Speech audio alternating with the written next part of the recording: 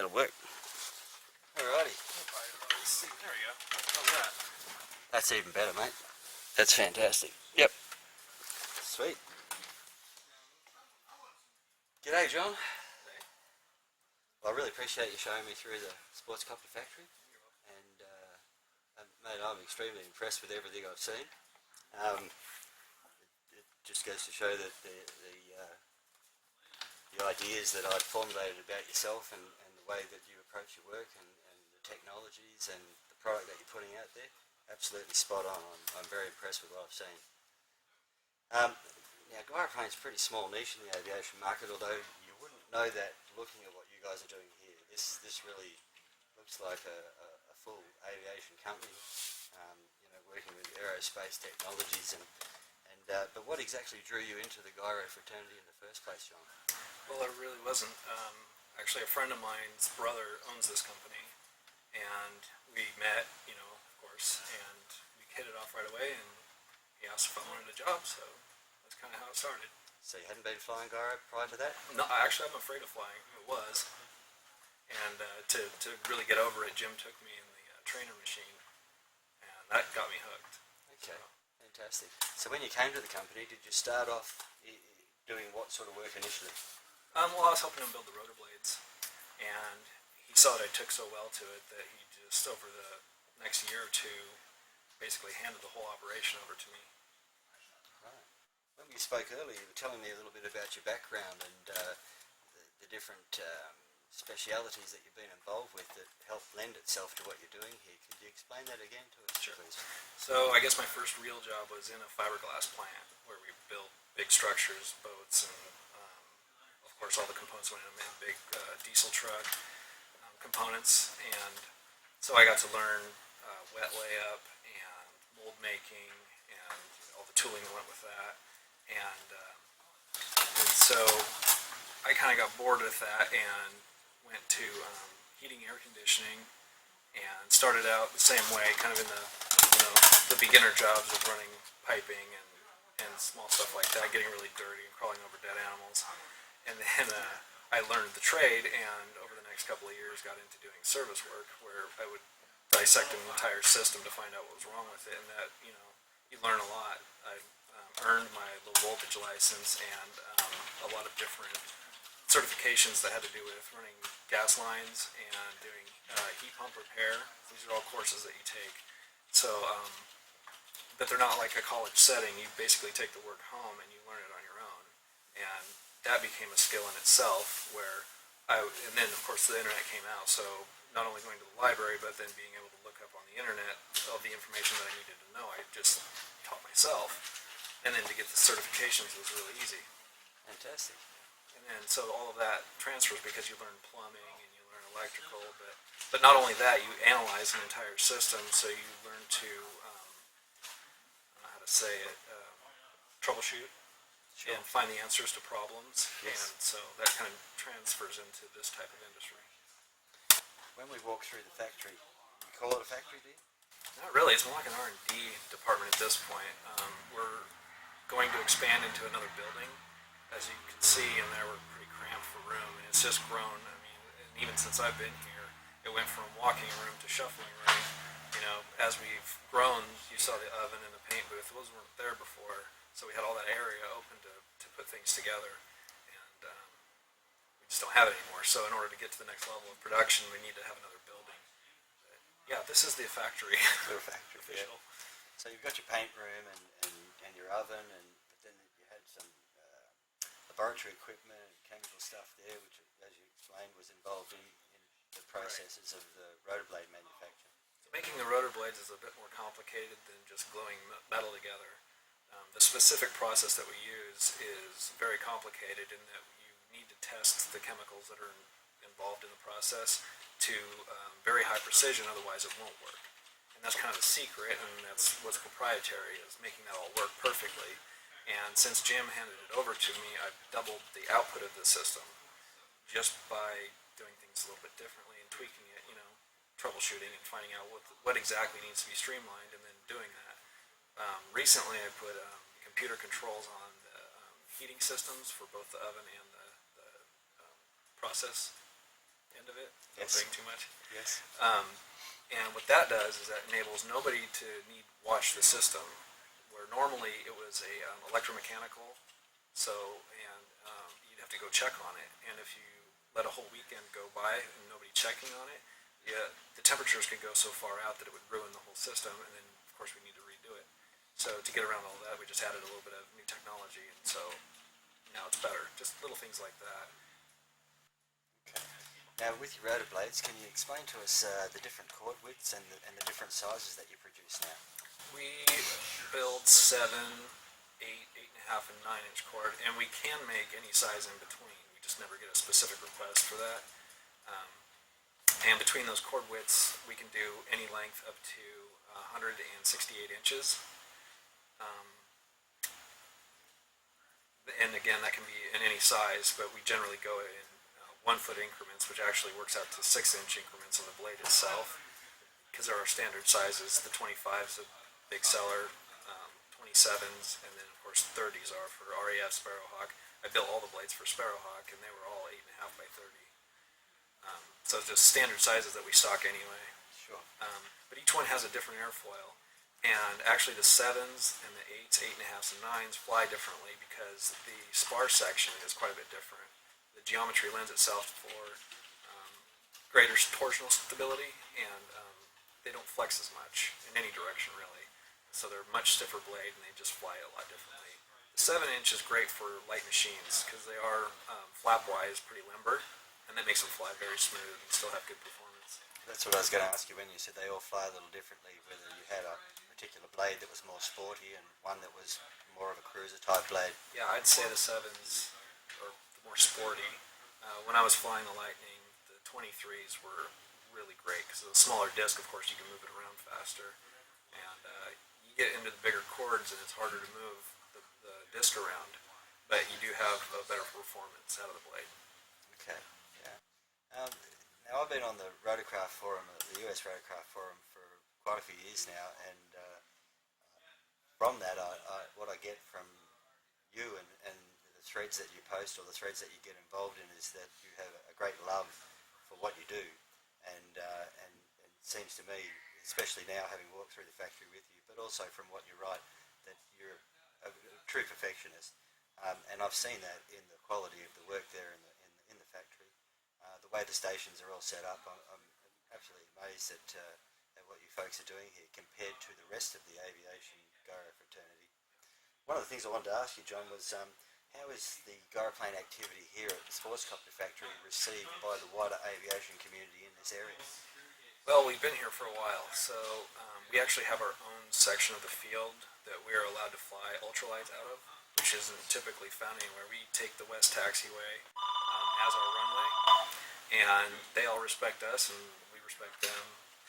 As for, typically you don't get a lot of welcomers for ultralight, and especially gyroplanes, and we just kind of know everybody around here, and we're well received. And I don't think it was like that in the beginning, because you get these rogue pilots that would break the rules, and as long as everybody out here obeys the rules, we've never had a problem. Sure. Some of the videos I've seen of the 582 Vortex machine, is it? And the Lightning flying out through one of the back paddocks where you've got some tall timber trees. Are they redwoods? Are they Oregon trees? Yeah, they're not redwoods.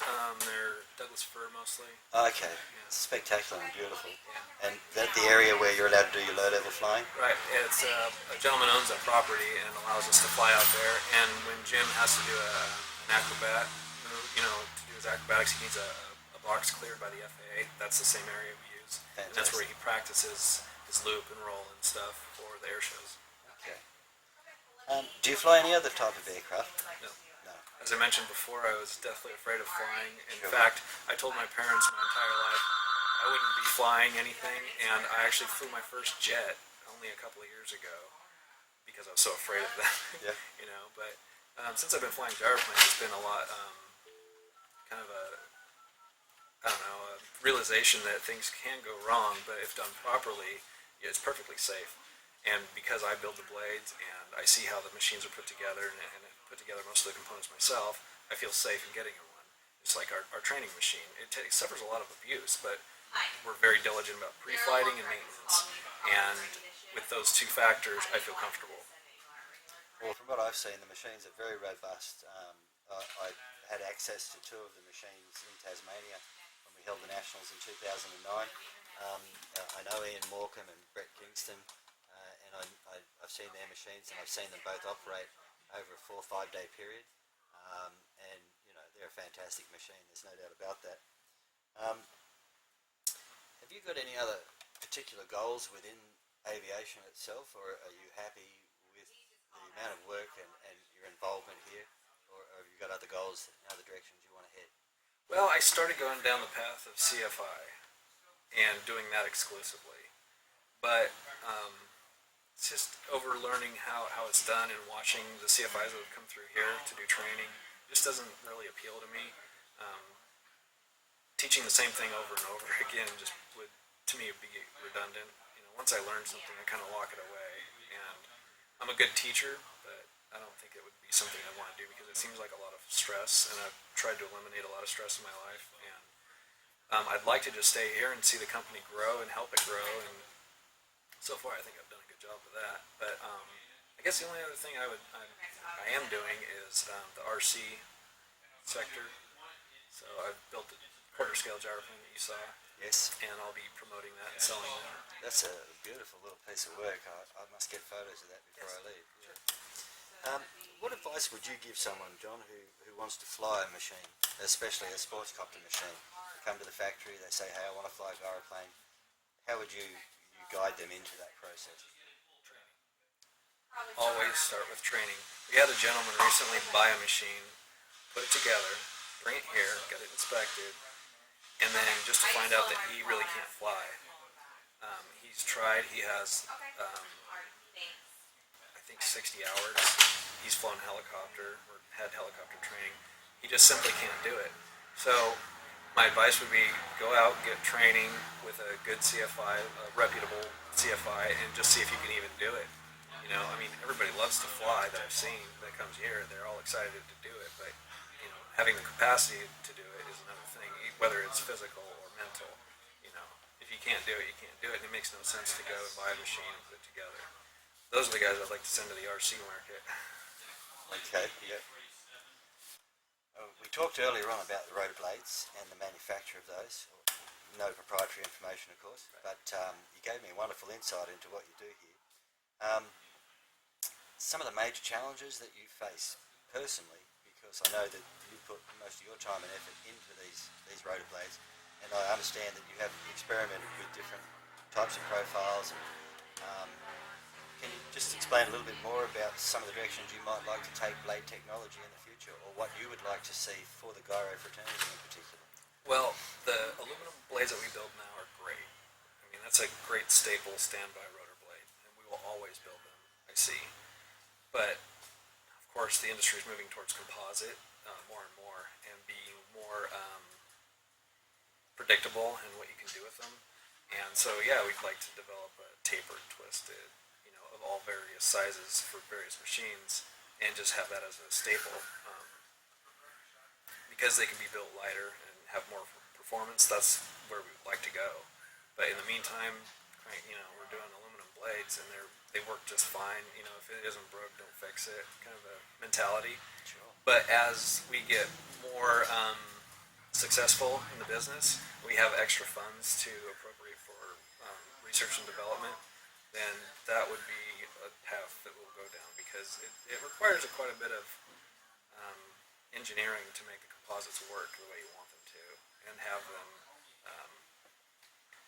last, because there's only so many cycles aluminum can take, and same with composites, but those aren't really known factors yet. Composites is relatively new, especially in aviation. So building a composite blade is great, and it's been done before a lot, but for us, for SportCopter, to build a composite blade that's good and that we can stand by and like we do our aluminum blades, that would be great. It would be ideal, because we could build it lighter and faster, better. Production is pretty slow with the aluminum blades, so building a composite blade would of course be faster. But it's having that repeatability and no problems, and being able to verify the process like we do with the aluminum ones. We can go back and look to see what materials were used in the process, because everything we use is certified, and I document everything from start to finish.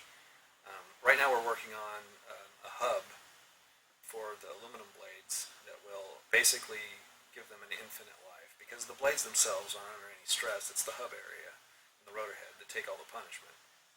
So we're developing a blade and a hub and a rotor head that can take up the abuse that a two-bladed system puts into it. Yeah. I can't explain more than that, of course, but No, that's fine. But this hub bar is going to be, it will be copied, for sure. Yep. Copied by the rest of us. Yes. Yes. Now, you see there are definite advantages to a tapered, twisted blade? Yes. You do? Yep. Okay. So you are definitely moving in that direction. Right. As well as maintaining the products that you have now. Yeah. And the reason why is because there will always be a market for a standby blade. Somebody's always going to want the non-twisted, non-tapered. Everybody's got their own demons, and for whatever reason they might not trust it.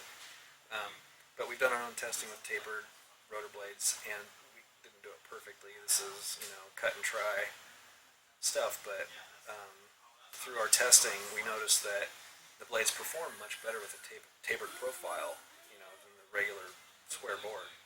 And twisting is a whole other area that we're going to have to test, because the amount of twist that you give is very dependent on the airfoil itself and the diameter of the rotor blade. It's very specific. So some real engineering is going to go on before we actually make a mold. Okay.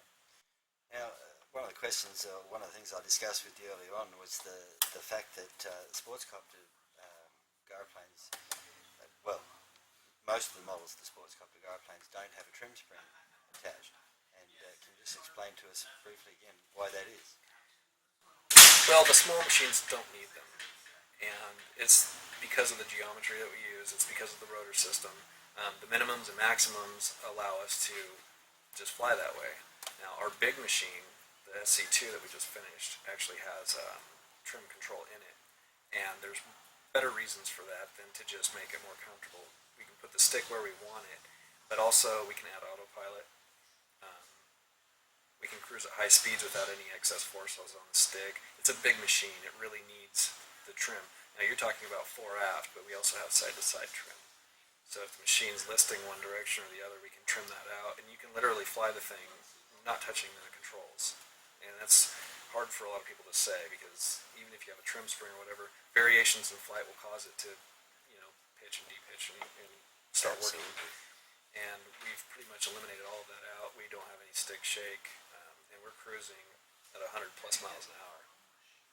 And can you explain again to the members, I'm sure I've read it, I've seen it, and you've explained it before on the forums, why you went from the crucifix tail or the tall tail down to the tri-tail setup that you have now on the SC2?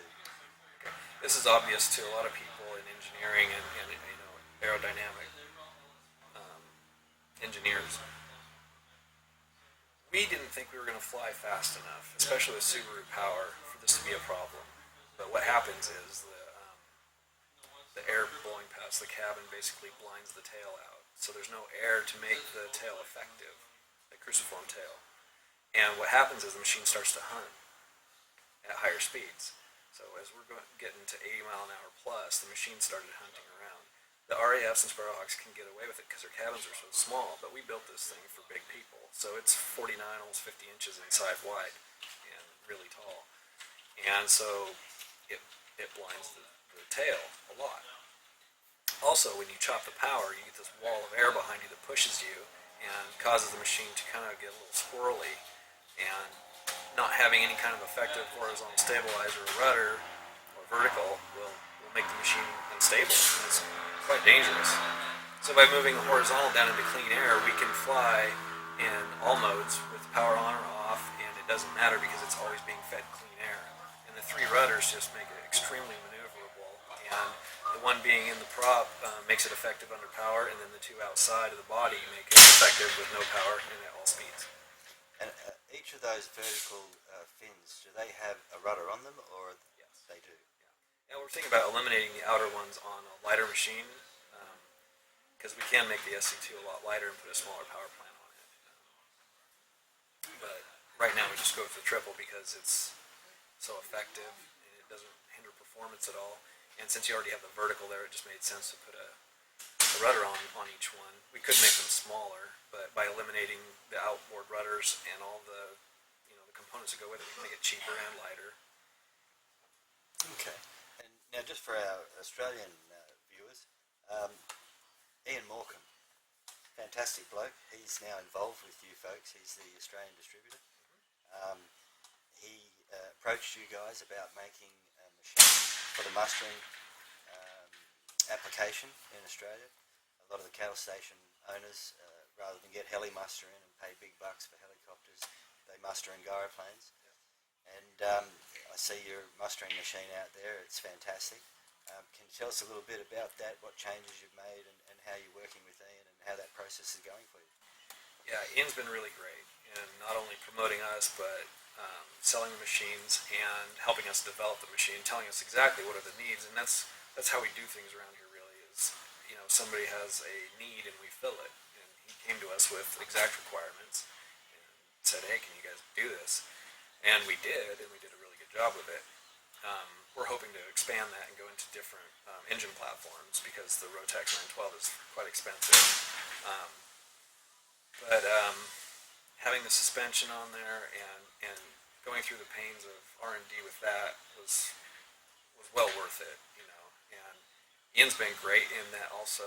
He's having our hub bars certified to go beyond your limit of, I don't remember how many hours. It's like 500. 500, I believe. Yeah, before it has to be tested. Yeah. Right. Well, he's working on getting that eliminated for us, and we will be the only ones because we've proven our hub bars to go into thousands of hours with no complications. In fact, Ron Menzies still flying an 8.5 by 30, I believe, with the same hub bar at 3,000 hours. Okay. So, and that's just one example. We've got hundreds of blades out there on, like I said, at Sparrowhawks, and they're flying, just as many hours. Yep. Fantastic. I really can't think of anything else to ask you because I've asked you a lot of questions as we wandered around, and it's been an absolute joy and something I'll never forget. But is there anything else you'd like to say before we wind up? No? Can't think of anything. All good? Yeah. It's been a pleasure meeting you, John. Cheers, man. Appreciate it. Thank you. You're welcome. Fantastic. Well, I think that went all right.